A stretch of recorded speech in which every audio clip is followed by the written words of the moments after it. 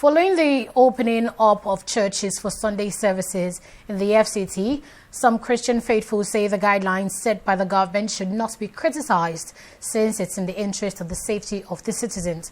Tunji Oye visited one of the popular Pentecostal churches in Abuja to see how the worshippers are observing the guidelines set by the government for worship centers, and he files in this report. It's been more than 2 months that Sunday services were held here. So, the enthusiasm and joy on the faces of worshippers show how much many of them have missed their Sunday service. It is true that worship centers in the Federal Capital Territory have been reopened, but what is more important is the capability and willingness of churches to abide by the protocol guidelines set by the Federal Capital Development Authority to contain the coronavirus pandemic.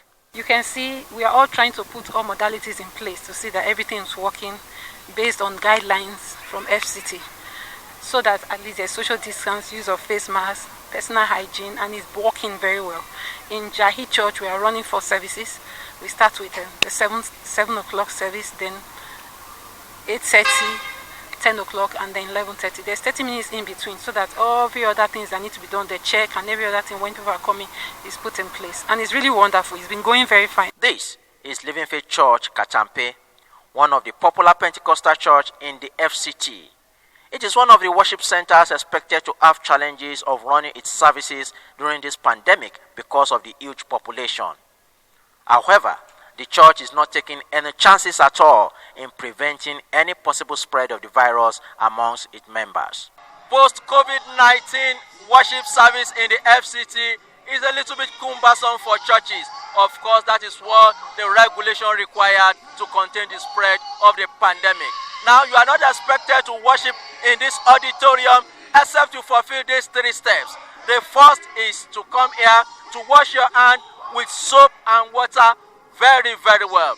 And the second step is to move towards the person to check your temperature, after which your temperature will be shown to you. And the third step is to move to the person that will give you hand sanitizer, with which you have to clean your hand very well. After this, you have to proceed into the auditorium. However, if you do not have a nose mask, you are automatically disqualified from entering into the auditorium. It's not too much. It's not too much at all. It's the right thing to do, because giving 2 meters distance, social distance, is the best for everybody right now. So what the church is doing now, following the instruction of the federal government, is actually a perfect thing to do. And everybody is following the rules. Nobody's arguing. Nobody's even arguing with the ushers. I don't want to sit here. I don't want to sit here. And moreover, the ushers don't even have too much work to do, because the seat has been taped. When you come, you just see where you're supposed to sit and where you're not supposed to sit. So I would say the rules are not too much at all. Not coming to church in the last 2 months, it has been terrible. Seriously, it's not, sometimes for some people, it does not boost their faith. It affects their faith, it affects their faith. Inside the church, the usual handshake and exchange of pleasantry have been eliminated. The row of chairs that seats 9 worshippers now only sits 3 to comply with the social distancing regulation.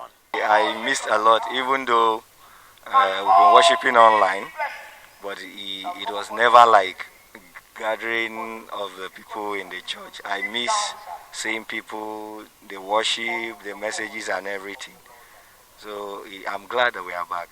Now that churches are opened and coronavirus is still with us, the question is, for how long can Christian faithfuls cope with this new mode of worship? From Abuja, Tunji Oye, TV360 News.